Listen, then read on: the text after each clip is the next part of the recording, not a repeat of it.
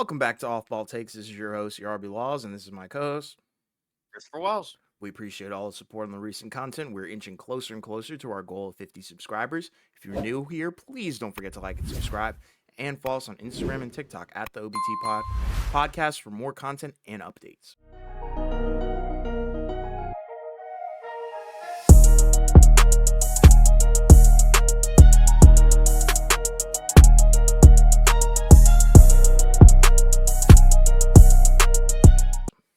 Yeah, so just also as a quick reminder, go check out Miami Heat Zone podcast channel, right? We actually did a guest appearance on one of their episodes last week. So go ahead and check that out, right? So shout out Martell for allowing us to be on his podcast For and sure. share our thoughts about the Miami Heat.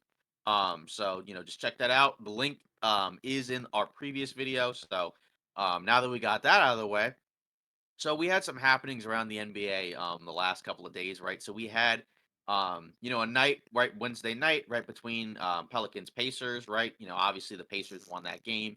Um, I guess, still hang around in the East, right? Seventh in the Eastern Conference, right? New Orleans continues to have these games, right, where they end up finding ways to lose in close games. That's kind of one of the, I think issues with the New Orleans squad where it's like, that's part of the reason why it feels a little bit difficult to ultimately trust them come playoff time. Sure. Um, obviously, the regular season is what it is and the playoffs are what they are. But, that team, it feels like, trends towards like, all the time. It seems like whenever it's a relatively competitive game, they tend to lose. And that's kind of an issue with them. Even though again, there are some good qualities about the team. They do have a lot of depth. They do have a lot of solid players. But at the same time, you just don't really know what to expect from them. And the Pacers, still continue to look pretty solid, right?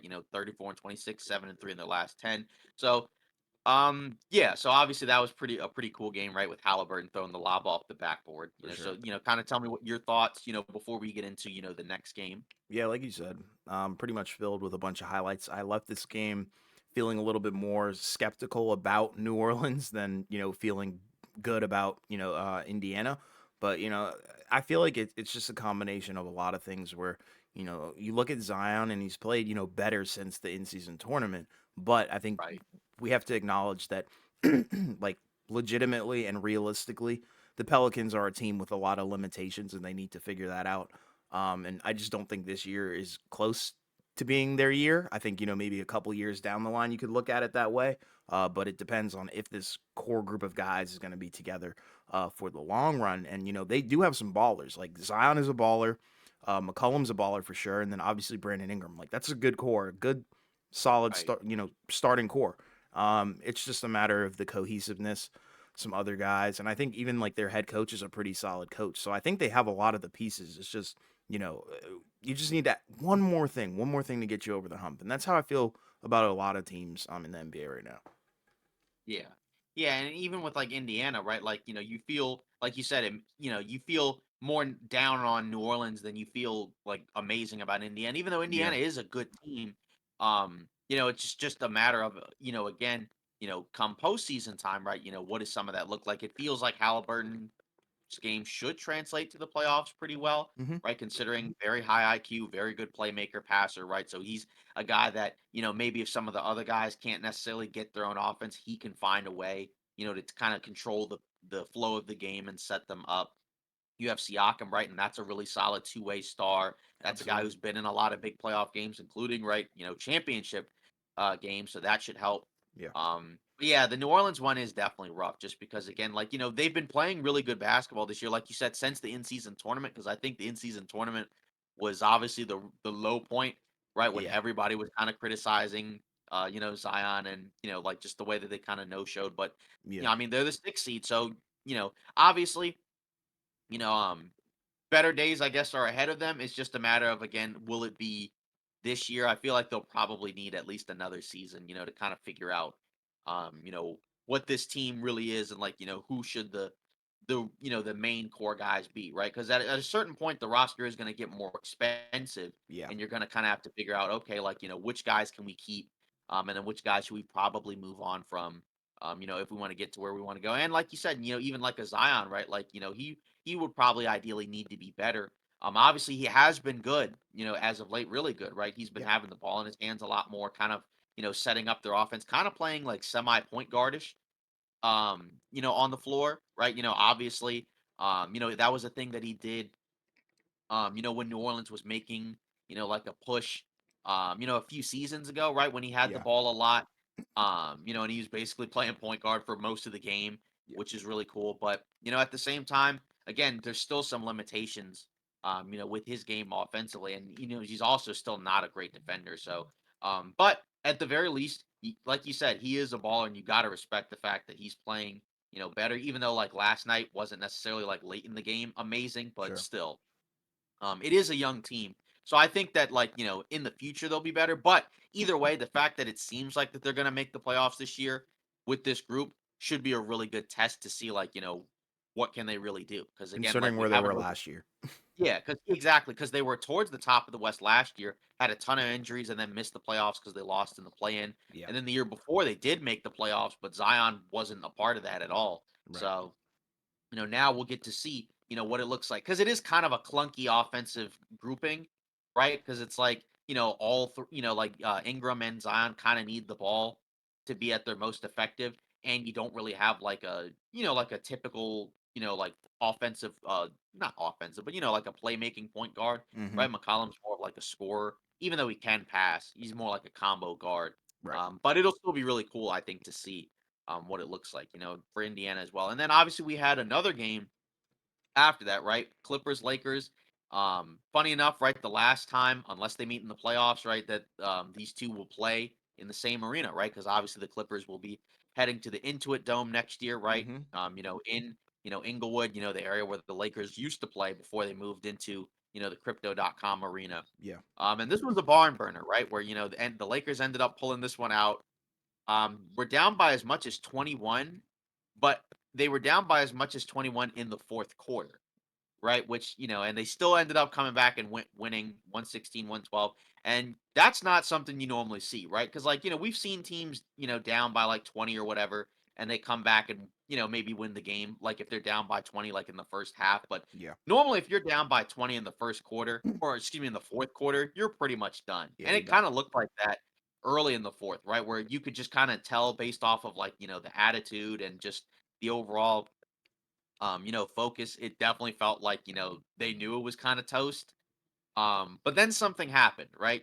Then all of a sudden, right, LeBron kind of just goes into this mode where he basically just takes the game over, knocking down pretty much every three. I think he had what, like five or six threes in the fourth quarter, Yeah. um, Seven or for something. 12 overall. So. Right. And then eventually, even when he got to a stretch where he kind of was, offensively kind of running on fumes, right? He was still able to kind of control the flow. Then, like, all of a sudden, like Rui, Yeah. gets a couple of buckets. And then, like, D'Angelo Russell, right? Hits like a big three. And then, right, LeBron gets the stop on Kawhi to pull out the game. And it all of a sudden turns into, kind of a big win for LA, right? Because they had kind of stumbled, right, since coming back from the All-Star break, right? Because obviously, they were what, like 6-1 or whatever going into the All-Star break. Yeah. Um, but then, to come out right, they lost the Golden State game. Obviously, LeBron didn't play, but still, then they beat the Spurs. Then they lost that game to the Suns, which was kind of a bad loss. And it was kind of another game where they were down big, relatively early, but worse because they were down like 20 in the first quarter. Right, they kind of ended up making it a close game, but Hmm. the Suns ended up pulling that out, and that was without Beal. Obviously, you got to add the context with the Clippers. There was no Paul George, Yeah. or Zubac. Even though the Lakers, were without some other guys, right? Not like their stars, but other key players. But it is kind of interesting, right? Because you look at both teams and the positions that they're in, right? Like this is the first time this season, right? Or this is the first time I think since 2011 where the Lakers won the season series, right? Because obviously the Lakers, for the last several years, right, typically got kind of beaten in this matchup a lot, right? Like obviously when the Lakers were bad and the Clippers were good, they were losing, and then even the last few years, right? The Lakers generally didn't fare too well against this Clippers team, Yeah. but it is kind of interesting, right? You look at the standings, right, and the Lakers are 9, right? Obviously, the Warriors they're playing the Knicks right now, and it looks like they'll probably pull it out, so the Warriors will go back up to 9, and I think the Lakers play the Wizards, Yeah. It's at not 10:30, I long think. after, right? So if they win that, assuming they win that, then they would move back up to 9. So obviously, those two teams are kind of battling for I guess 9, 10. Although the Warriors have a much easier schedule the rest of the way. I think they have the fifth or sixth easiest schedule the rest of the way, and I think the Yeah. Lakers have the seventh most difficult schedule. Hmm. Even though in March they have a lot of home games, but still. But where do you kind of look at, I guess, say like even with the Clippers, right? Now they're 5-5 in their last 10. Okay. And they've had some really kind of stinky-ish losses as of late. Sure. Obviously this Lakers one is kind of like you know, probably one of their worst losses of the season, right? Where you're up 20 in the fourth quarter and still find a way to lose. Hmm. Because you just literally just cannot find ways to score at all. Obviously Paul George would help, but you still kind of didn't really expect the Lakers to come back and win. Um, and then, they also lost to the Kings, right? Yeah. The game before. And just in general, they just haven't looked as good. Um, and I guess, we'll get into the Lakers in a second, but to start off with the Clippers, right? Hmm. Um, does it feel like maybe that like they're starting to run out of gas where it's like maybe you don't feel quite as good about them, or is it more so just like it's just kind of like a weird stretch where it's like they've played so well that you kind of just give them the benefit of the doubt, or is it something else? Because it feels like it could be potentially maybe a little bit of both. Like Westbrook, I think he hasn't played as well as of late. In a lot of these more recent games, he's just not been very good. And I think when he plays well, obviously there are games where like he plays well, but maybe just doesn't close because there's other things he's doing, that may kind of warrant him not getting a ton of minutes. But just in general, like, their defense has also been awful as of late. I think in this stretch, they've been, like, one of the 5 worst defenses in the league, but Yeah. again, like I said, how much of it is just like, they had a stretch where they didn't lose more than, like, 1 game at a time for, like, 2, 3 months versus, like, is it something where it's like, maybe they're just not quite as good as we thought even though they are a really good team. Yeah.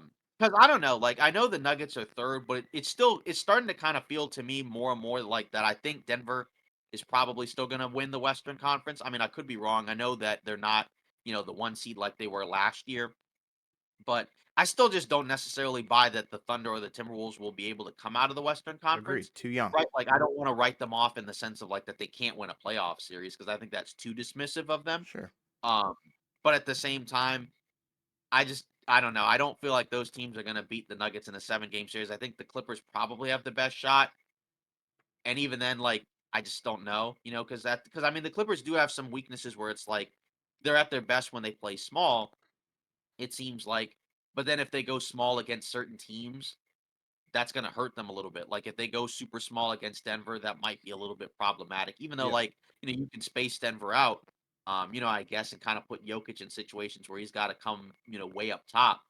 But still, like, I don't know. What do you think? Because like it does feel like the Clippers have lost some steam. Obviously, Paul George was out, has been out the last couple of games, and that's another factor in terms of just health, right? Because they need to be healthy, and Kawhi and Paul George have been pretty healthy this year. But what do you think before we get into the Lakers side of this? Yeah. I mean, to me, it feels like, they're just missing Paul George in the most recent couple games. But also, you can't be hot forever. That's one thing that I Right, think we do need to acknowledge. Like, sometimes teams hit a wall in the playoffs. Sometimes they hit them earlier in the season. Like, right, with the Orlando Magic, they hit it yeah. like very early in the season. And then now There's we're such a seeing thing the as peaking too early. exactly. And now I think the Clippers are kind of hitting that wall where, they were hot for a long time and they've just cooled off. And I think they'll pick it back up come playoff time because you've got some really, really good players on this team. I think they've got a good fit, great coach, a great system, obviously. And they just were on a tear and, now it's just come to a halt. But it doesn't like waver my faith in them at all. I think I'm still pretty high on them. I'm higher on them, than a couple of other teams that are below them, I think, and even maybe above them. Like I feel like I'm a little bit higher on the Clippers than maybe OKC right now.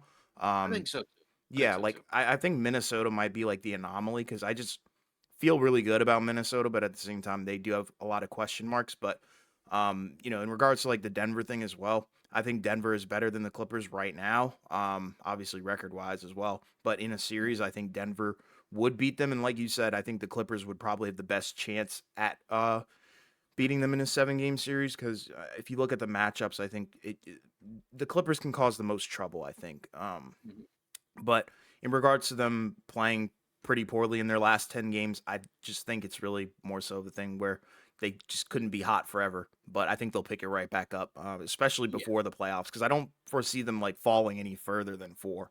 I don't think Yeah. like Phoenix is gonna catch up to them, and they No. definitely I won't think drop to 6 or anything like that Yeah, I think the top 4 are set. It just for maybe sure. the order Yeah. maybe a little bit different. Obviously, with the Clippers losing, this recent stretch, it makes it more likely that they'll probably be like 3 or 4. Yeah. Although the Nuggets, like since the All-Star break, right, they've been a lot better, right? Like they're 7-3 in their last 10. They've won Hmm. 4 in a row. I Yeah. think there was some crazy stat that mentioned like when Jamal Murray scores like 20 points or at least 20 points, they're like 22-2 Yeah. or something crazy like that. Which, again, obviously, like we saw in the playoffs, right? Like that kind of illustrates when Jamal Murray plays like, an all NBA type guy, in the postseason, that's where it makes Denver like really, really difficult because you already have Jokic, which is a problem. Yep.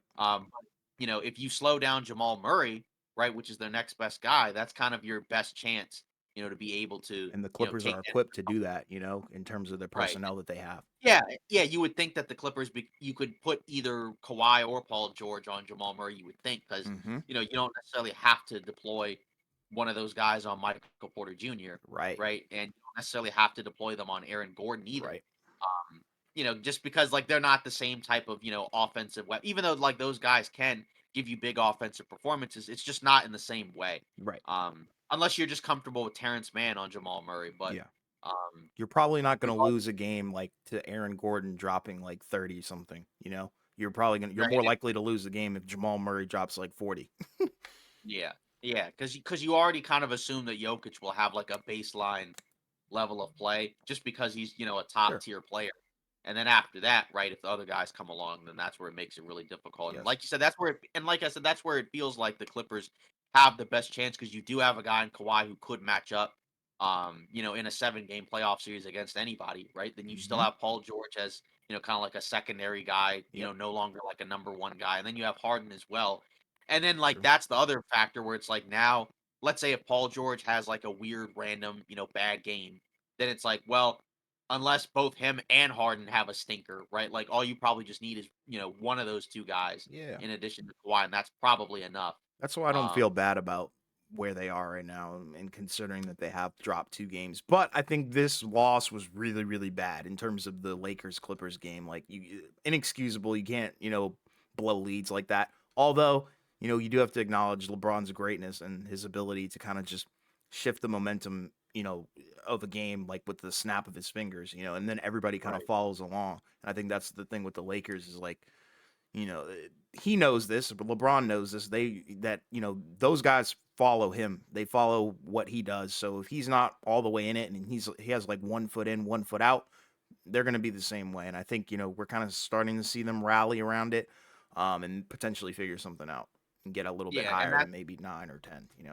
Right, and that's kind of the thing that we've talked about at different points, right? Like if it's a game where like LeBron is fully engaged and into it, right? That's generally when the Lakers are at their best, right? For sure. Because obviously, again, when you're getting the best out of your best players and the other guys come along for the ride, right? That's when they look, really good. It's some of Yes. these other games, right, where it's like, he's not quite as in there, where that kind of drops off. And especially like right now with certain guys being out, he's kind of one of the only guys on the roster that can do certain things that the Lakers kind of need in Sure. order to win, right? Like say against the Clippers, and that's where like, say a Laker Clipper matchup is kind of interesting where it's like LeBron is kind of probably like one of the only guys on the roster that you can really say like, all right, try to go guard Kawhi.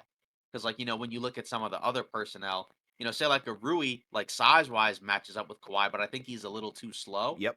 To probably, even though Kawhi's not like a super quick guy, right? But I think like just Rui's probably better against like bigger players, if Yeah. that makes Rui's not sense. a great like perimeter defender. He gets Right. beat. Yeah. Yeah, and, like, there's some possessions where it's like, okay, he switched on to Harden, and, like, he did a decent job, right? And Harden's not a super quick guy either, and that Hmm. helps, but just in general, right? But, like, with LeBron, because he has the size and the strength and the foot speed, that's a guy that And the can at least IQ. kinda bother. Yeah, and the IQ, right? Like, that's the other thing where it's like, he can tap into stuff that some other guys just don't really have, even though he can't do 100%. it every night.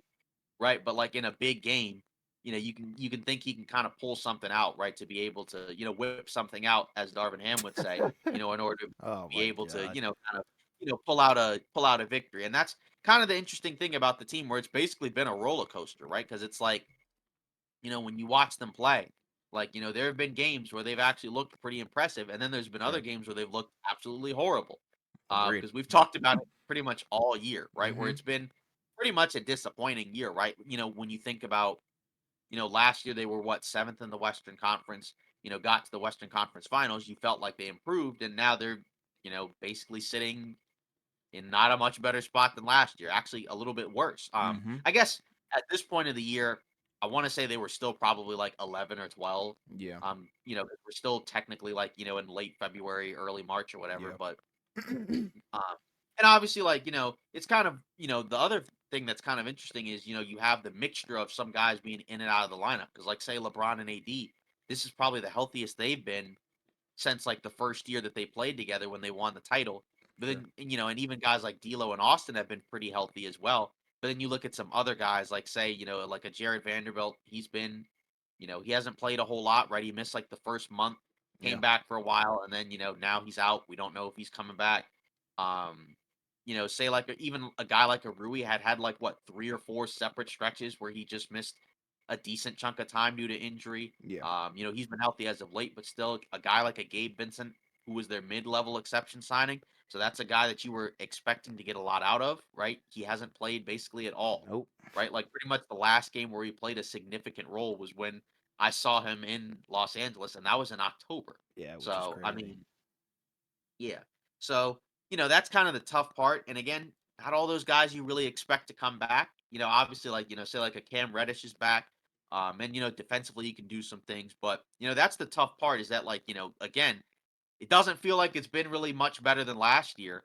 And you're kind of in a similar spot. And that's where, now you kind of have to bank on this is the final stretch of, the season where you're going to have to kind of do what you did last year and kind of start to peak, around this time, play your best basketball and find a way to win some of these games. It's a very tough schedule against a lot of good teams. Maybe you hope that some of these other higher seeds have kind of just like, maybe they go into chill mode because they've kind of, clinched their, uh, seating or whatever. Um, but it is tough. I mean, if they can get in, right, then obviously you do kind of wonder what it looks like because in a playoff environment where you have LeBron, and AD, with their experience and IQ, that could be a problem, for one of those younger, inexperienced teams.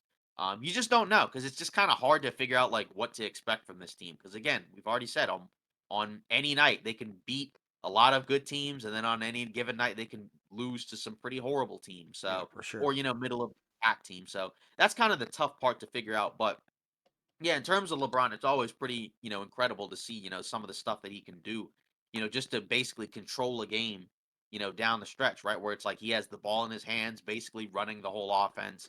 Because there's been long stretches this season where he's not really like running the offense a whole lot and he's kind of just leaving it up to other guys. But in this game, he was basically like, no, I'm gonna do it this Yeah. time. Um, And I think it's because this rivalry, means something, and it definitely means something this year since the right. last And time they'll be in like sharing the same building. Right, and the other kind of interesting thing with him is that, like, obviously he was 7 for 12 from 3 last night, which is really good, but he shot like 40% from 3 on the year, which is, significantly better than last year. I think last year he shot 32, and that's Yeah. a little inflated because he had a couple of games right at the end where he shot really well because he was basically hovering around like 29, Yeah. People were calling him whatever. washed for it. Yeah, he was basically for pretty much most of last year below 30%. Yeah. And that's something that can at least help, right? Because I think you kind of ideally need at least one of LeBron or AD to be a really good outside shooter. Mhm. And I don't think you can expect that from AD. Just because, outside, like since the bubble, his jump shot hasn't really been, and he's never been like a great outside shooter, No. anyways. So, I think you kind of have to get that from LeBron. And you just kind of have to hope that, like, some guys can come back and get healthy, like maybe one of Vanderbilt or Vincent, but I don't think I they've think even they prefer progressed to on. Vando, bro. Yeah, but the thing is, like, I don't think either guy has progressed to on-court activity. So it's like if you're not ready to even like, do anything physical like right now, like you're probably not coming back until like earliest like end of March, if any if that. So Yeah. who knows? But it is kind of just cool to kind of see like, the Lakers, Clippers, back and forth just because, it's been something that's been going on for so long. But now it's not going to be in the same building anymore, right? Yeah. Next Which year is it'll be a crazy. new arena. The Clippers got a new logo. What'd you think of the logo? I mean, You it's kind know, of it's I like it. different. it's got the sea with the boat in it, I guess for the Clipper boats, that's, what they're Yeah. named after, so it's different. Some people have said, like, they're surprised that they kept the name because of, like, just because the Clippers for a long time were kind of associated with, like, a lot of failure, I guess, but I didn't Okay. really expect them to change, like, completely rebrand. I just kind of assumed that they were gonna just move elsewhere, with the same team. Yeah, I mean, like from what I saw, I like the uniforms a lot. They look very simple, clean. Same color scheme, but I think they look a lot better, more simplistic. And the logo I think looks pretty cool. I think I saw a breakdown of it. Like there's a lot of stuff, a lot of like not I don't want to say Easter eggs, but a lot of stuff that you kind of need to look at it in detail to understand. Like there's a lot of basketball trimmings. Like you said, they kept the same name and all that stuff. So I don't really mind it. I think it's a step in the right direction. And then they unveiled the whole Yeah. they did like the promo with the wall or whatever, with the Yeah. fans, which is wild. I don't even know how they're allowing that. Where it's like only Clippers fans can be seated here, which is Right. kind of wild. So I wonder if that'll like play into like any games that could potentially be lost because it's such a big distraction. Just Right. like a Yeah, 51 and that's row wall of just Clippers fans. right.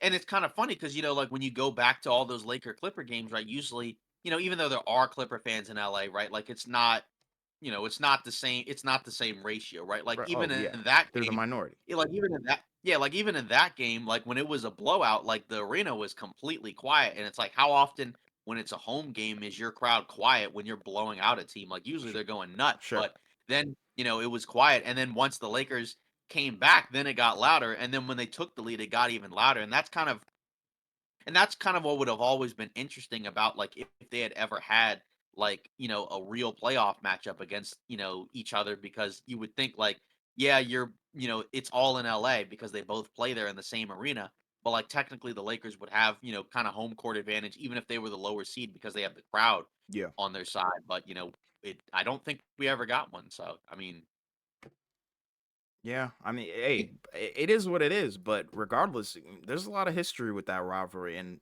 the Lakers have come out, pretty much on top in terms of long-time NBA history. Because the Clippers haven't really done much as a franchise in terms of postseason success, which is kind of wild, considering the amount of attention that they do get. But they've always kind of been the little bro to the Lakers in terms of history. But I think they could potentially be on the right path and trajectory to change that with the whole new arena and the rebranding. But yeah, you got to win. That's also another step. right, yeah, because I mean, again, they're not going to be able to, I think, match the Lakers just because of No, what they've done in Los Angeles, right? Like, it'd be one thing. Like, obviously, I know they have 5 titles in Minneapolis, but they still sure, have, 12 or whatever, right, in LA. So, and I mean, unless they win, like 15 titles in the next 15 seasons. I yeah. mean, but, But I like, was I just don't, saying, like they need to just break out of that right. stereotype where they're the little bro and they're kind of irrelevant and they get eclipsed Yeah. whenever the Lakers are around, like you were saying. Um, Yeah, like, I yeah, think they're on the basically right path to establish that, their though. own yeah, establish Yeah, their own identity separate from, the Lakers, which again, because they're still in LA is kinda tough, right? yeah, It's kinda like some of these other sports teams, right, which are basically, like, in the same, city or area or whatever, sure. like, even if they play in different arenas, like, like you have like the New York, Giants, Giants like and Jets. yeah, the Yeah, they Giants they and the play. They Jets, both play right? in Like Jersey, and the Jets are yeah, kind of the little bro to the Giants. It's just right, what it is. yeah. And my thing Well, I would think be, my thing would be mhm, like with this new arena. Say you do make the new arena, like if when the Lakers do play the Clippers, the Lakers are mhm. still probably going to outnumber you in your own arena. Yeah, because they do that in most arenas. Exactly, it's crazy. So Laker Nation, they go crazy, but my God, I mean, we'll see. Hopefully, the Clippers, can actually carve out a place and get out of the shadow of the Lakers because I'd be for it. Yeah, so, yeah, I mean, again, like, just kind of like, before we go into our next, topic, just kind of like a quick, standings peek. Again, we talked about, the East and the West, right? Where, um, you look at 1 through 10, right? Obviously, I guess we'll start off with the East, right? Boston, Cleveland, Milwaukee, New York, Miami, Philly, Indiana, Orlando, Chicago, right at 9, and then the Hawks at 10. Obviously, that's going to change a little bit, right? Like, the Knicks, right? They just lost to Golden State. The Heat are about to play. So obviously these will change. And then, but I feel like in the East, the standings aren't quite as like interesting just because I feel Mm, like in the East, you just you don't feel like that there quite as many teams where that are going to have like real impact in the postseason. But mhm. we'll see. And then of course out west, right? That's the crazier one, right? Because even down to the 9, 10 spots, right? Like all 10 teams, the from 1 to 10 are above 500, and then like in the East. Once you get to 9, 10, they're below 500. You look Sure. at the Hawks, they're like 6 games under, and they're 10, right? And you look at say like the Lakers and Warriors, they're like 3, 4 games above 500. So Yeah. that's kind of the crazy part there. But again, we'll see because it's still a crazy ride. Because again, with any of these teams, you lose a few games and you can kind of drop. Most of the teams, if you look at the West from 5 to 10, have all been winning for the most part, right? Like the Suns 6-4 in their last 10. Same with the Pelicans. The Mavs are 8-2, even though they had the rough loss right at the buzzer with Max Strus. Oh, yeah, that was But crazy. still, yeah, but still 8-2. The Lakers are 7-3, and then the Warriors I think are 9-1 since they beat the Knicks. But then you look at the Kings, they're 4-6, right? So they're the only team that have lost as of late, that have, not won as many games, but it's gonna be something to, keep track of. Because say like the Kings were the 3 seed last year, now they're 8. And they've for the most part, I know Fox has missed the last couple of games, but they've still, by and large, had a pretty good string of being incredibly healthy. And that's where I kind of think it's gonna be interesting, say for even a team like a Oklahoma City, where like they've basically been healthy all year, and they're the 2 seed, compared to some of these other teams, right, that are, that don't have significantly fewer losses or wins than them. And you kind of wonder, like, is that team maybe more maxed out in terms of how many games that they've won and how good they actually are because they've been very healthy, when you compare it to, say, like a team like a Phoenix, where, they've had multiple games, not a whole lot of games where all their three main guys have played, or like Dallas has had like a ton of guys out. You just kind of wonder, um, but we've already said like the top four are set, and Yeah. and like the 10 in general in the West are set. It's just a matter of the order, like Mhm. because like 5 through 10 could be like completely different a few weeks from now. And like 1 through 4 is closer to being set. Obviously, like the Nuggets and Clippers are more behind Mhm. than the Wolves and the Thunder, who are kind of like trading 1 and 2. Yeah. Who do you think ultimately finishes out with the 1 seed in the West? Because it feels like it's probably going to be either the Wolves or the Thunder. I mean, obviously, if the Nuggets make like a late push, maybe they get there. The Clippers, it seems like they may not be able to. Um, I mean, obviously, like you look at the remaining games for most of these teams. You have what, like 20 something games left. The Clippers have three more losses than the ones, than Minnesota and OKC. Yeah. And then Denver has like two. So, who do you think ultimately pulls out the 1 seed? Because that could make the difference between, one of those teams, going to like, getting out of the first round and then maybe losing in the second round in a tough matchup, or just getting to the conference finals, or coming out of the West. Sure, and it's Because like, yeah, the way that I look at it is like I think OKC wants it more than Minnesota, but right now I think you have to feel a little bit better about how Minnesota has been playing recently because they've both been 8-2 in their last 10, but Oklahoma City's on a 6-game win streak, and I think you do have to feel a little bit better about Minnesota in terms of how well equipped they are. I think they're not much older, but they're still young, and they've both got superstars that are super young. But I think it'll probably be Minnesota. I think they'll be able to finish it out. God willing that they're healthy and stuff like that. But I don't care. I'm still sticking by what I said. In the preseason was Denver's gonna go back to back. That's kind of how I feel about the West. So in my opinion, the 1 seed doesn't really matter all that much because I think not to say that they're not gonna win a playoff series, whoever right. the 1 seed is. I just think Denver is just going all the way again. If you look as of late, it hasn't been the 1 seed that's won all the titles as of Yeah. late. I mean, like I know the Nuggets were the 1 seed last year, but I think the Warriors, I want to say they were third, and Yeah. I know like they kind of dropped to third because they had some injuries. Mhm. They were right there with Phoenix for a good chunk of that year.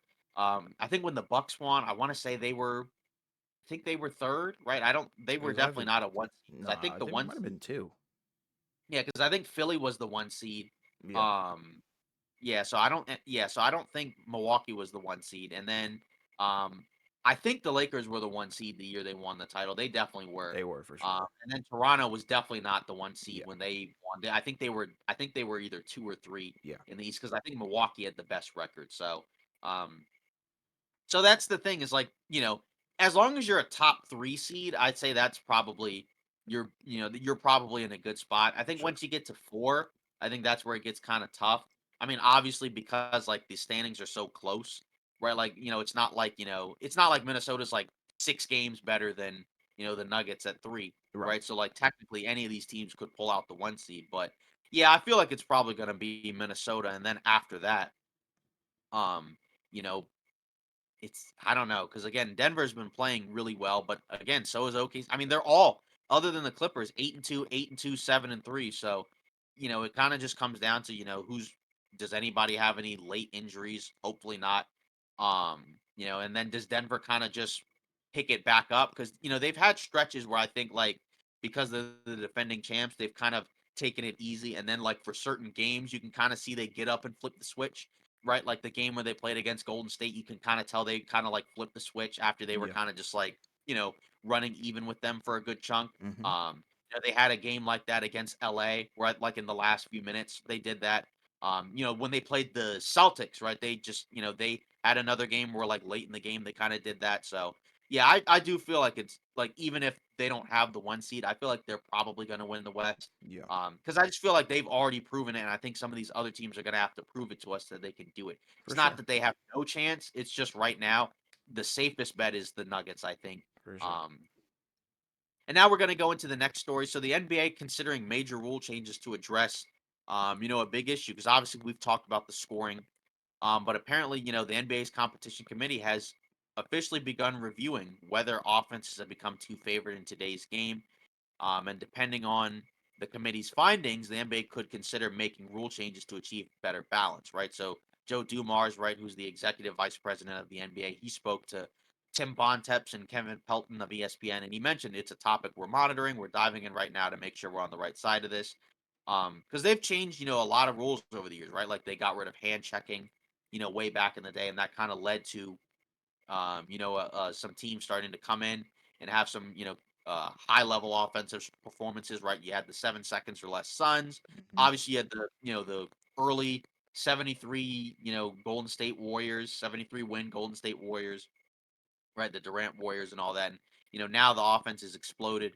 Um, Again, I don't really have an issue with this because I do understand like there's some kind of stretches where like sometimes the offense can feel a little bit too grifty, right? Where like guys you can kind of tell are just kind of like just fiending for foul calls, right? Where like they kind of, force the refs to blow the whistle by kind of like jumping into guys or like, kind of, you know, inconspicuously hooking somebody's arm. So, I think it makes sense. I think we talked about like it's not that the defenses are bad and like they're significantly worse, but it's that the offense has become really good, right? And I think that's kind of the big thing. And you do kind of wonder, is there reason, to kind of come in and change some stuff? Because I still feel like in the playoffs, we're not going to have as many crazy high scoring games as you do in the regular season. That's just kind of how it goes. Because in the Yeah. playoffs, there's more effort, more attention to detail, right? Slower pace. Um, Different you know, officiating. yeah, different officiating for sure. So, but I mean, either way, I don't really have an issue with it because I mean, I know some people complain, at times about how it just feels like it's a 3 point chuck fest or like it feels like guys, just kind of just, you know, I don't know, just like kind of walk their way to the foul line. But I don't know. What do you think? Because I mean, Yeah. again, I'd be curious what specifically they would change, or whether or not they would even like consider maybe bringing some things back, like if you brought backhand checking. But I do kind of wonder. Yeah, and it's like, a lot of teams have benefited from a lot of the recent rule changes, like even like the freedom of movement one. I know that's a big deal for a lot of teams where, they've pretty much prevented any impediment of off ball movement. And we all know who's benefited from that. Teams like the Warriors have definitely benefited from that in recent years. And offensive heavy teams. And the way that I look at it is, I think that was more so of a business and entertainment move where, the NBA kind of was on teetering on the cusp of being like a afterthought at one point.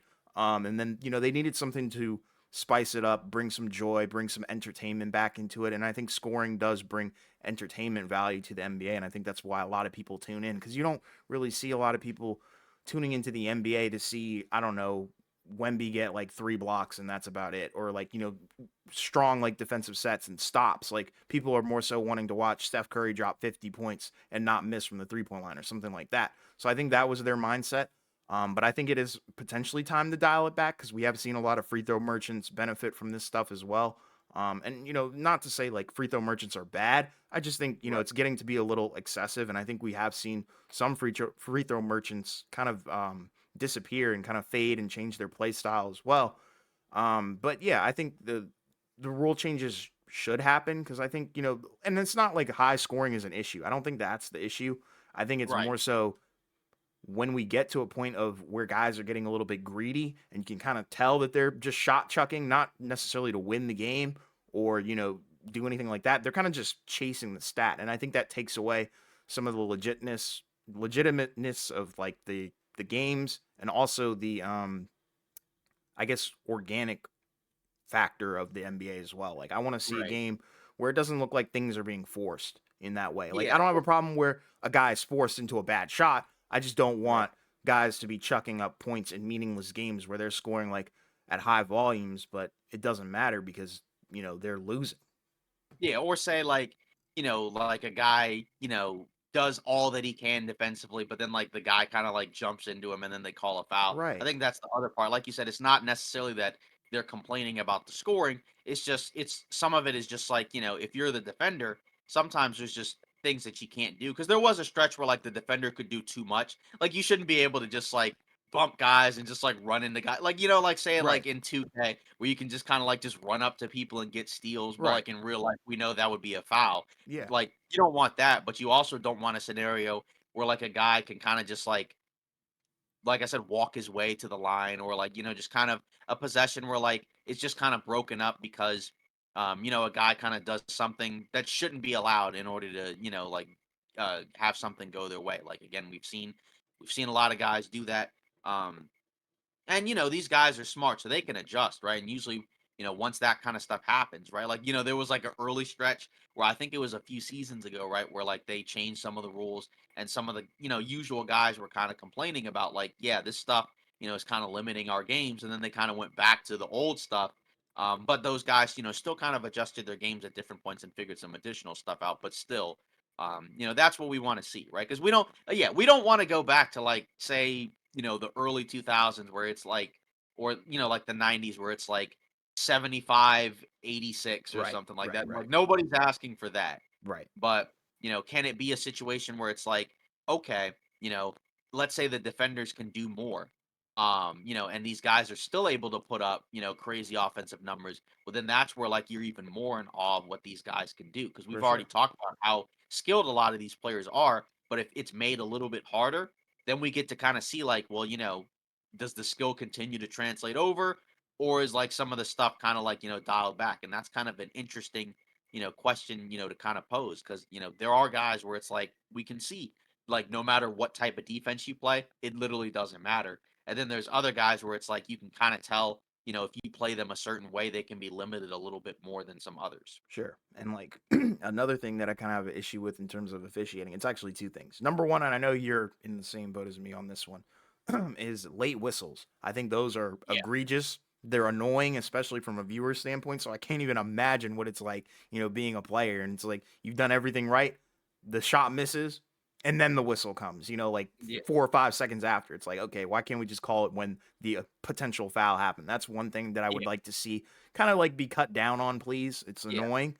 And then another thing is like, for some reason, I feel like the rules, some of them aren't enforced. Like Right.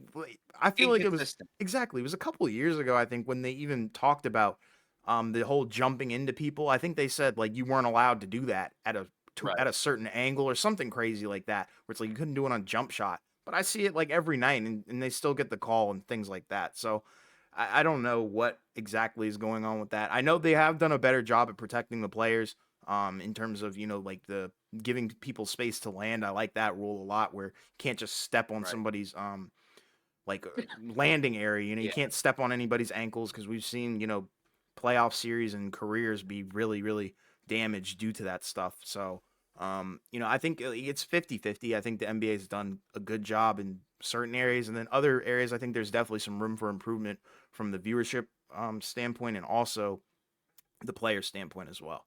But I think their Right. You know, priority should be protecting the players and protecting the integrity of the game. yeah, the late game whistles are definitely Yeah. Oh my god. annoying just because again, like you just sometimes like you can just kind of tell like when something's a foul. I mean, like in fairness, like we're watching it on TV, so it's a lot different than being in person. Sure.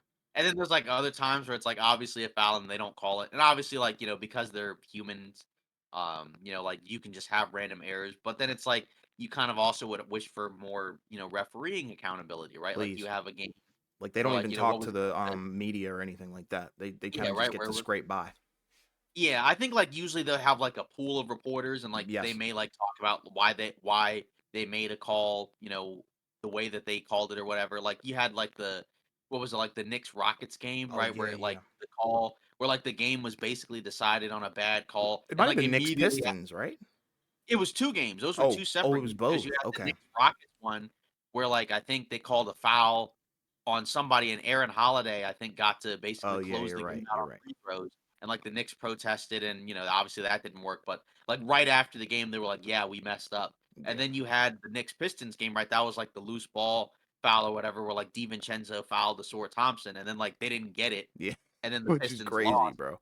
Yeah, and, like, that's another call that, like, decided the game, and it's like, you don't get the refereeing accountability either, so that's kind of where, you know, you'd like some stuff, right? I mean, we had, like, I guess, the one situation, right, where it was, like, the ref last year was literally forced into an early Oh retirement. yeah, that was wild. I remember covering Yeah, that. That was actually pretty yeah, funny. That was a funny story yeah. though. Yeah, that was yeah, but that was, like, just that was kinda like a next level, like, that's Yeah. kinda like an outlier type thing, Yeah, that's the but extreme. Cause like I've yeah, even seen like wild stuff when I went to a Wizards game. I think it was the one where I went to the Clippers game like a couple months ago. Like there was one play, I think it was Jordan Poole. He was guarding Kawhi. Jordan Poole kind of reached in. Wasn't really a foul in my opinion, but that might be a right. little bit of Wizards bias. And then Kawhi, he looks at the ref and Mhm. complains, but the whistle wasn't blown yet, so they're still in play. Right. And Kawhi's kind of just looking at the ref, like, "Are you gonna call Mhm. that?" And then all of a sudden, the ref calls it. So I get it. Like, there is like favoritism and bias that'll never go away, and I don't have an issue with that. It's just the late whistles are really, really annoying. Yeah. That's my number one gripe with like officiating. So I hope they do. I don't know how you can make a rule to combat late whistles or something like that. And I probably think that it would be more so of a referee kind of playbook thing or something like that. I don't know. Or like code of conduct that they have to follow. But yeah, something's got to change in terms of that. But I wouldn't really have an issue with them, not doing a complete overhaul of the rules, but just change a couple of rules. And I don't want to see scoring cut down. That's the thing. It's just more so I Right. want to see things be more in balance and more in line with each other. Yeah. Because there And are you some never know. great defenders in the NBA, but sometimes we don't get to see it because they get baited into these stupid calls. Right.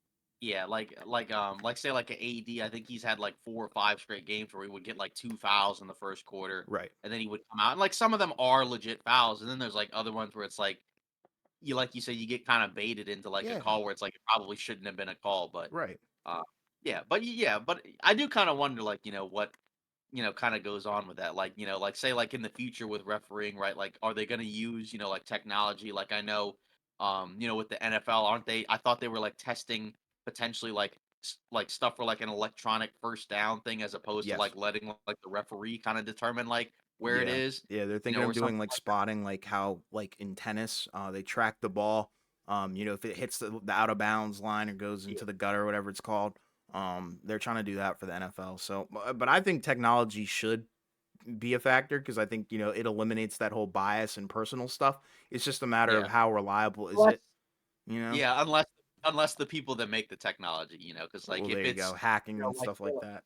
yeah, like if it's another ref that has like a burner account and he's, like designing the technology for Yeah. the refereeing, then you might run into an issue. But Yeah, um I doubt the ref would be designing it, but it would be intriguing to see them incorporate some sort of software. I don't want to reach and go like AI for refing. I mhm, would like to see an electronic system though to help them, because I think we have seen improvements in the replay center, although sometimes those aren't even enforced, as we saw with like Right. I think it was last year with LeBron and the whole no call or Yeah. whatever on Christmas Day, Or which they was just take or they ridiculous. just take Or forever. they take too long for something that's kind of obvious or something like that. But I think the technology is definitely readily available. It's just a matter of implementing it in the right way and right direction. Yeah. And now, kind of like for another, another story.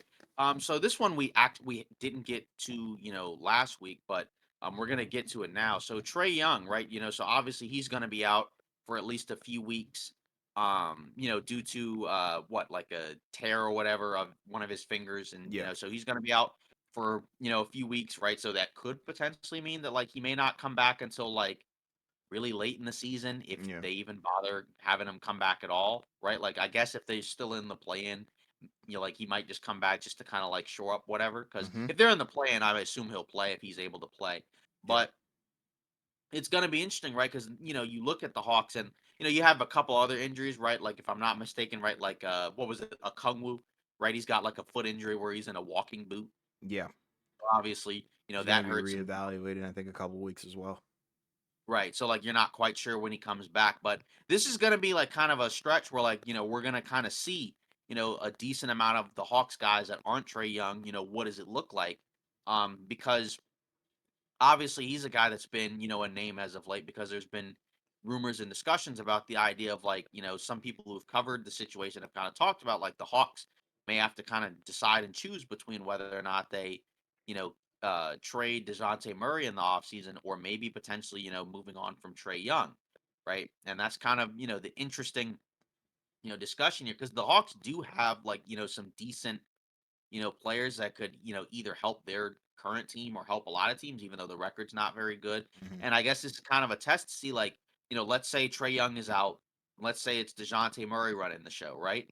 He's the lone point guard out there. What does it look like with all these other guys? And, if they, look relatively decent, then maybe that might kind of put them in a spot where it's like, yeah, we might just kind of we like what we see out of these guys. A lot of these guys are still pretty good, and then we might just try to trade Trey Young, and then obviously if they stink, right, and I doubt they'll be good regardless because they weren't Yeah. really good with either of them together, Sure. but either way, you do kind of wonder where it's like, now, what does it look like? Because, and I guess like, first, before we get into, potential destinations, do you think that the Hawks, which guy do you think the Hawks should probably choose to move on from? Like, would you say either Trey Young or DeJounte Murray?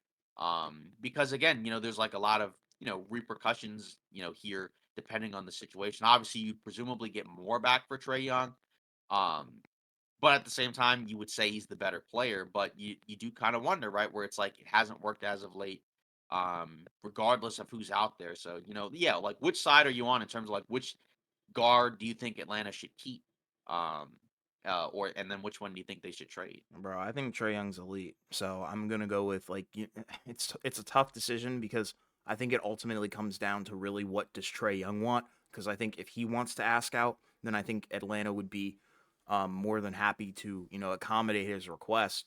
Because Right. that's the kind of player that he is. I think he's in that underrated elite category where he's doing a lot offensively and he's pretty much gotten better at shooting. I think every year. I think he's shooting like almost 40% from three this year, which is pretty good. So, I think you would most likely want to move on from Dejounte Murray if you could, but I think Trae Young is going to ask out. I think this, is his last season in Atlanta and potentially, the game before he got hurt, and the surgery and stuff. I think that might have been his last game in Atlanta Hawks uniform, and that's kind of an end of an era kind of deal. And I always thought that Trae Young might be a Hawk forever, but they just really haven't figured it out ever since they had that small little playoff um, berth that they had uh, when they lost to the Bucks. But it is what it is, man. I just don't really know what you would do because I think it's more of a lose lose. I guess Yeah. ideally you would really want to be able to keep both guys, or but you just didn't get the production that you were kind of expecting from Dejounte Murray. And not that he's like bad or anything. I just don't think the system worked out in terms of his fit. I think there was a lot of lack of accountability from the Hawks organization to kind of not force him, but depend on him to defend, and hold him accountable for being an elite defender, which we saw in San Antonio. And it kind of just makes me feel really, really bad about the whole Atlanta situation because I think there was a lot of hype behind the team. It was kind of supposed to be a revamp, a retool, where we could see them Mhm. go back to the playoffs, and then now they're kind of back at square one.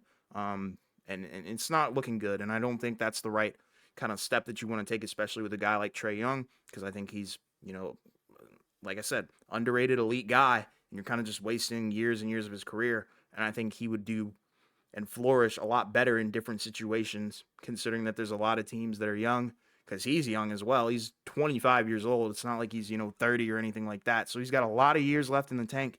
And I think he's going to be elite, but it would hurt, I think, to let go, let go either of these guys because you gave up Right. a decent chunk of stuff to even get DeJounte Murray in the first place. And now you're going to have to bite the bullet on that, or you have to let go of your potential franchise cornerstone because he's not happy. So it's really a lose lose. Right. Yeah. Because I think obviously like you look at it and it's like Trey Young's the better player. Sure. It's just a Agreed. matter of with this team, is he good enough on this team to be able to get the Hawks to where they want to go? And like you Right. said, like a lot of it also is on Atlanta, because they've made some moves, since that conference finals run that just have been kind of head scratchers, right? Like I think Horrible. maybe at the time, like people thought it made sense.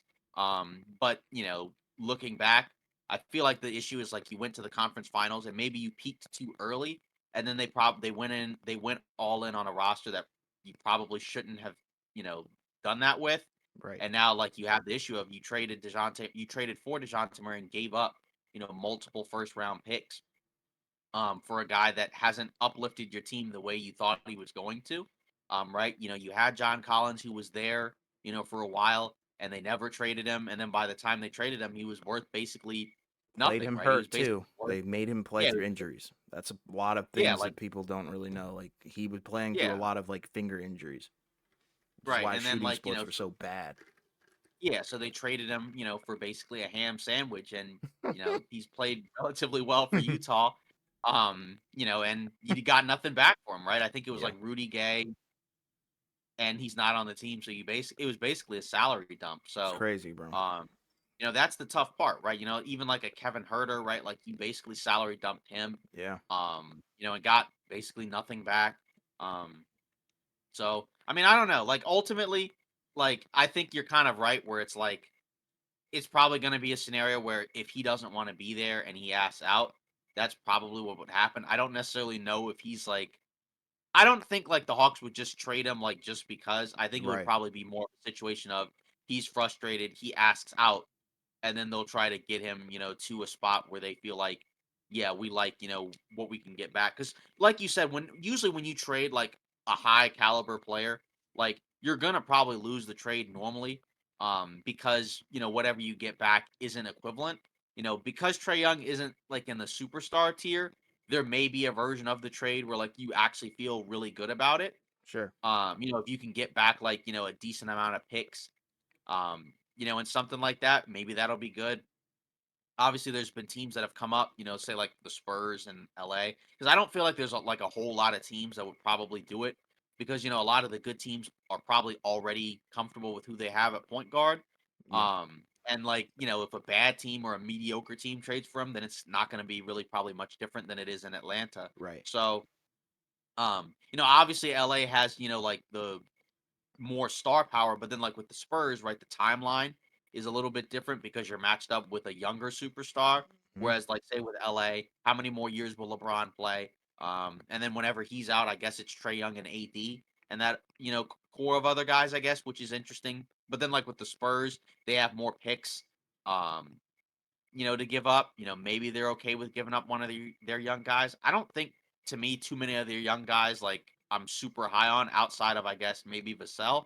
Keldon Johnson seems like he's kind of just Yeah. plateaued and it's just kind of not play as well. He doesn't even really start anymore. Right. So not that he's bad, but like, you know, there was a time where it felt like he was like really, really good, but I feel Mhm. like now most people just view him as like a solid piece. Yeah. So, I think with the Spurs, it would probably be pretty intriguing because obviously, like, you have a point guard that's really good, at running an offense, playing for a team that has no point guard.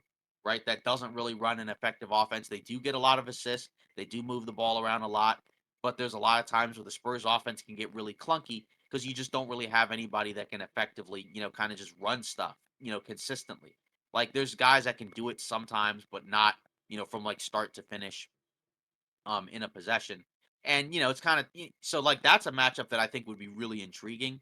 And that's probably the one where like, if you're the Spurs, you could give the Hawks probably some of their picks back that they gave up for Murray, Hmm. maybe plus a couple of other guys that, you don't really care about as much. And that's the thing, right? Because like, we've heard LA, be interested in hunting for stars. Obviously, they'll have 3 first round picks to trade. They just don't have as much in terms of like current assets. Like, I don't think as many teams are interested in some of their players. And it's like, if you're not giving up Austin Reeves, then I don't think there's as many guys that other teams would want. Yeah. Um, but with the Spurs, like you have, more picks to trade. Even though with LA, the interesting thing about those picks is they are very far into the future, but you're kind of banking on, okay, let's say by 2029, 2030, or whatever it is, right? Like you would assume LeBron's gone, you would assume AD, if he's not gone, right, he's probably like closer to the end, something like that. Because again, that's like 5, 6, seasons from now. That's, Right. I mean, like by that point, you're talking about like a 35, 36-year-old AD. Um, and LeBron's presumably gone. Right. And then you're kind of like factoring in, okay, if once both of those guys are gone, what's the likelihood that like say like the LA front office ownership like is actually really, really good, right? Like, you're kind of banking on maybe they make some more mistakes, and they don't have like the stars to kind of like hide behind, sort of, right? So maybe you're banking on, okay, those picks might actually be really good. But Yeah. then it's like if LA trades for Trae Young, like, if you have Trae Young and AD and like get some decent guys, like the picks may not matter quite as much anyway. So it's like, but then even with the Spurs, like, if they're good, their picks won't matter, but you can just get back the Hawks picks. So I feel like the Spurs may have the better package, but it's ultimately what does Trae Young want? Because if he has a team that he kind of is trying to angle towards, it'll probably be more likely he goes there. Obviously, Yeah. like say we've had a couple of guys as of late that didn't necessarily go to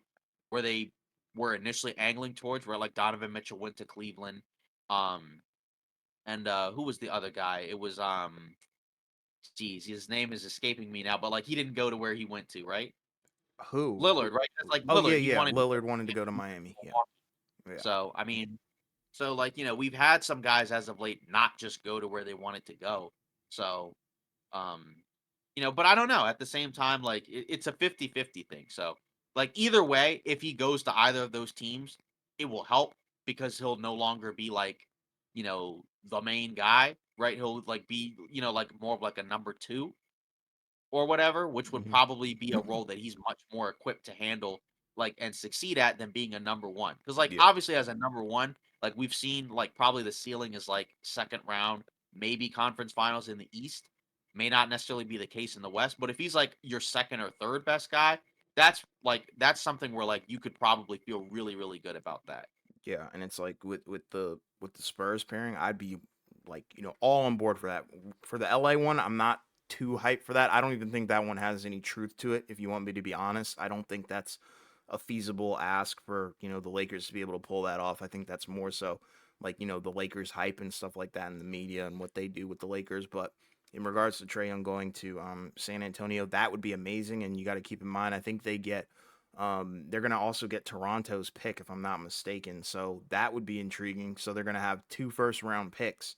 And then obviously, they might end up moving one of those to get Trae Young in the first place. But if you do get Trae Young, that kind of mitigates what you have to do in the draft. You don't have to look for a franchise guard in the draft anymore, especially in this draft class where, a lot of guys aren't, at that top tier um, area where you kind of look at them like franchise changers. You can get Trae Young, pair him with Wembenyama, which would be amazing. And Trae Young, months and months and months ago, around the beginning of the season, and especially when Wemby was on a tear, and he still is on a tear, but like when he was really putting the league on notice and taking away with the Rookie of the Year race, Trae Young was on his podcast, pretty much flirting and glazing with Wemby, and I think that's when people started to kind of Right. feel like, okay, Trae Young really wants to play with this guy at some point in his career, and this would be the perfect time because we already know Trae Young's not a great defender, but offensively he brings so much. He can shoot.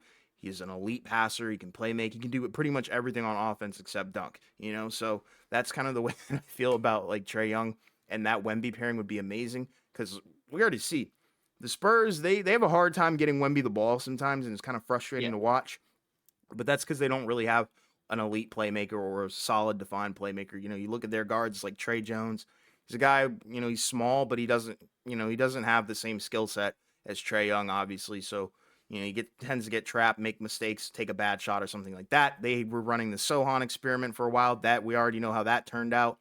Then there's other guys like you were saying, Keldon Johnson, who seems like he's definitely peaked as more of a bench role player kind of guy who could potentially come off the bench and help you win some games. But I don't think he's a starting caliber guy. But you could address that issue in the draft and draft like a guy like I don't know, uh, Mataz, Buzelis, somebody like that, or like a Ron Holland, where you can get a guy that can score the ball and play some defense and is pretty athletic as well. So I think the Spurs are setting themselves up for success.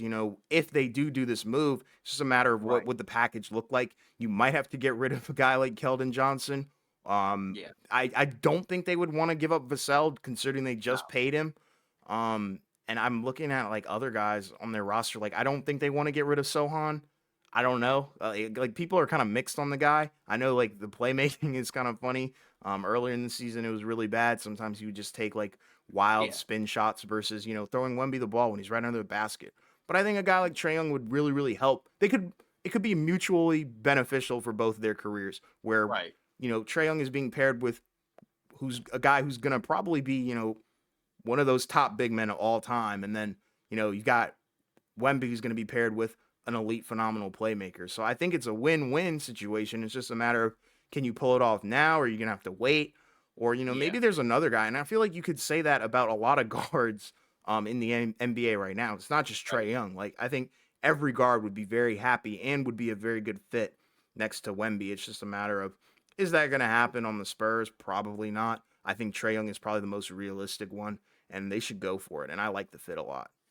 Right. Yeah, I think that makes a lot of sense because again, like, it's we've already talked about it where it's like it's just a very good pairing where it's like, both guys' strengths and weaknesses, kind of, can come together and kind of mesh well enough where it makes a lot of sense. And, Yeah. so if the Spurs can figure out a way to do it, I think you might as well because, again, in a draft that a lot of people don't feel super high about, why not, be okay with like, hey, we don't need, we don't have to like draft one of the top, whatever guys in this draft. Maybe we can put together a package and get Trae Young, who's already one of the, better players in the league, as opposed to a guy that, maybe 5, 6 years from now, like, turns into something really good, but even then, is the ceiling that high? Because people just are not as high on this specific draft, right? So this could be one of those years where, a team like the Spurs all of a sudden just, like, is all in on a guy that maybe they wouldn't be if it was, like say, like, if it was, like, a draft, like, last year's or Right. something like that, you They wouldn't, would but never do anything to jeopardize them getting Wembanyama. But in this right. draft, like you can live with the fact that you're not going to get, I don't know, Nikola Topic or something. Like I'm sure you'd be more than happy getting Trae Young or another superstar versus a young guy who might not even pan out because that might be his ceiling. Right, exactly, and that's kinda how you gotta feel about it at this point. So we'll Hmm. see, so because once we get to the off season, I think that's where stuff like this may start to heat up, especially maybe as we get closer to the draft. Yeah. Once like we tend to see like a lot of talks like that pick up. Yeah, but the surgery and stuff with Trey Young, I think that's an indicator. I think they said that he underwent surgery on Tuesday, and then he'll be Right, reevaluated in 4 weeks. So that's pretty much a right, month. yeah, And it's that not kind even of a return date. That's yeah, just a reevaluation exactly. date. So if he gets reevaluated and they're like, yeah, you're not good to go, that means he's pretty much done for the season. I think he'll have Right, like what 2 weeks after that to come back. But what would yeah. really be the point in that? And I'm sure they're gonna drop. I just don't know if they're gonna drop completely out of like playing stuff. So I don't know. Right, because it's not like you feel too wild about the teams, below them, right? Because Yeah, like the Nets, you know, are like 4 I think they have 4 more losses than Atlanta, yeah, and then the Raptors have 5 more losses than Atlanta, so, like, it would take a lot for those teams to catch up. So, yeah, and if Atlanta can kinda, like, win just enough, like, if they're, like, I don't know, 500-ish, then yeah. they'll probably be able to kinda just stick around. Right. So, yeah, so now in terms of, like, news, rumors, Your guy, right, Pokashevsky, right? He ended up going to Charlotte, right? My Actually, they guy. just also, I believe, acquired their new, front office guy, right? GM Jeff Peterson, right? I think he's 35, so that would basically make him the youngest GM, I think, in the league. Hmm. So we'll see, what kind of, you know, uh, team he's able to build. Obviously now it's new ownership, so new front office, right? Presumably, maybe new coach next season. We'll see. But regardless, either way, yeah. So like, we'll see what Pokashevsky can do, right? Because I think it's a 2-year deal. I think mainly non-guaranteed. Just taking a flyer on a young Yeah. guy. Obviously the Hornets don't really have a ton to play for right now, right? Obviously Lamelo Ball's been out. I think Mark Williams has been out too, right? So it's basically been Brandon Miller, Miles Bridges, and like kind of the other random guys. So I guess now it's kind of a chance to see what some of the other young talent on your roster is, Yeah. and just kind of like figure out, like what are we going to do with some of these guys, going into the off season, and next year, and then kind of figure out where to go from there. Because now it's like they have cap space, so maybe they use that to re-sign and bring back Miles Bridges, or maybe they let him go and bring in some other guys. Who knows? But now that you have your GM set in place, you should have a lot of flexibility this off season. Yeah, it reminds me of like the whole Wizard situation where they're hiring in some new front office guys, and it's going to take time, but I think they're in a good spot. Where they have, like you said, flexibility. You have some things that you can build on for sure. And really, I think the hardest part about Charlotte is a lot of their misfortune has really gone hand in hand with Lamelo's injury history, and then Yeah. also the lack of success that they've had with the front office. Like if you have an incompetent front office, and then on top of that, your franchise guy or your supposed franchise guy is always hurt. That's pretty much a recipe for disaster. But I don't think they'll move on from him or anything like that. I just think they No. need to build something a little bit stronger around him, where if he goes down for a stretch of games or a hefty amount of time, you have some guys that can pick up the slack and actually win some games in the East. Right, like, you got Trey Mann, right, from, Oklahoma City, right? Yeah, He's played very well. yeah. I mean, the Hornets in Given his general have opportunity honestly, for sure. the Hornets, like, in general have honestly, like, been okay as of late. I mean, they're Sure. 5-5 in the last 10. Um, so, I mean, like, which doesn't sound great, but then you look at their record 15-43, right? So, like, they've won a third of their games in the last 10 games, right? So, Yeah. that basically in the last month, right? That's basically where they've won a lot of their games. So, And they're a just lot better kinda than other teams. Like, they're better than Wizards. They're better than Detroit. right, and that's without, and that's again, that's without LaMelo Ball playing for most of the season at this Yeah, point. He's basically had like two separate, like pretty bad ankle injuries that have kept him exactly. out, for the entirety of the season. And even early on when he was playing, he wasn't playing well. And then right when he was kind of figuring it out and playing better, then he got hurt again. So Exactly. the Brandon Miller pick, right? Obviously that worked out Holy great. amazing pick, man. Shout out Brandon Miller, right? Because he's had a great, rookie season. Yeah. Um, I mean, he's gonna be on our rookie first team. Oh, for sure. Um, and again, like, it's kind of funny, right? Like the back and forth, the whole, summer, right? Between like, say Scoot versus Brandon Miller. Obviously, you were actually one of the ones that was like, pick Brandon Miller at Yeah. 2. I know I mentioned Scoot at 3. I did say that I think that Brandon Miller will probably be better early on than Yeah. Scoot, which has definitely been the case, right? For sure. Yeah, I mean, Scoot's been playing better, but now he's hurt. Yep. But either way, like Brandon Miller, right? Like you can see like why he made a lot of sense, right? Because I thought like some of the discourse, like there were kind of some people that were almost kind of hinting at like this guy like is gonna be bad, Right. or at the very least, like it's gonna be like a massive mistake if Right. Charlotte takes him. And it's like, no, he's actually Yeah. a really good He's player. very solid and Um, polished. I don't know what his like ceiling would be. Like, this right, might be the best that he'll ever be, but at best case scenario, you might get yourself a, budget Paul George where, he can defend, he can shoot the three very well, and he's efficient. So that's what I like about him, and the height as well. That helps because I think that's the thing. Like a guy at his height and weight, it's pretty rare to be able to do the things that he's able to do at such a decent level. right. So that's the cool part, right? So now that he's gotten a lot of opportunities this year. Then hopefully Lamelo Ball comes back healthy. You get whatever your lottery pick is, and Yeah. bring in somebody else, and you just kind of see where you go from there with this new front office. Yeah, because if they get a guy like I don't know Alexander Sarr or something like that, hey, you might have yourself a future big three right there. But we'll see. Yeah.